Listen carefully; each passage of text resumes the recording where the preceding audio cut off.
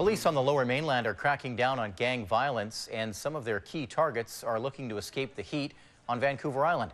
Victoria police officers are keeping tabs on them, but the investigators who know them best are making regular road trips to the capital city. A News reporter Stephen Andrew joins us now with more. Stephen? Eric, BC's gang task force has the intelligence, the tools, and the history to target gangs, and they're sharing that information with the Victoria Police Department. Hey, good luck, guys. There's a new team of police officers patrolling Victoria streets.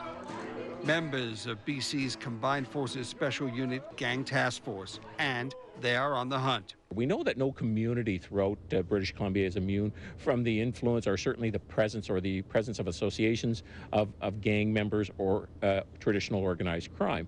Given that, there could be the possibility that individuals, either from other parts of the island or certainly from the mainland, are here in this community wanting to enjoy themselves as well, but are also associated to or involved in the criminal lifestyle.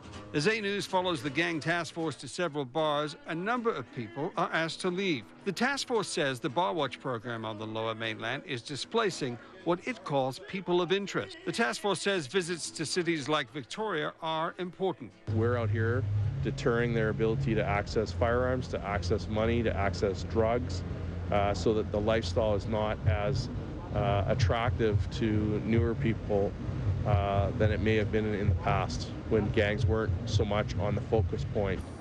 And force accepted. Within minutes of our camera riding with the patrol leader, he identifies and pulls over a person of high interest. Using sophisticated tools and scopes, the task force meticulously searches the car. We've arrested a person for possession of crystal meth and GHB. We've located at least one hidden compartment.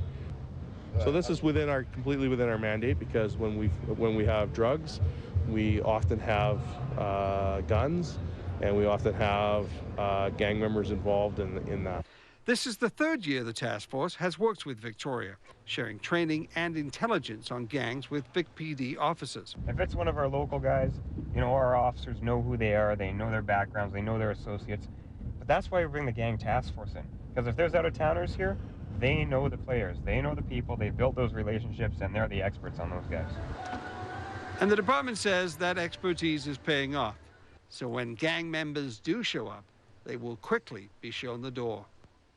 And Eric, the reason why the gang task force is targeting those bars and late-night restaurants is because they say that's where those people that are connected to gangs and connected to drugs hang out. And by allowing them to stay in their bars, it'll pose a major safety risk. As you know, there's been a lot of gang violence in Vancouver. Certainly, we had a shooting outside the Red Jacket nightclub in Victoria.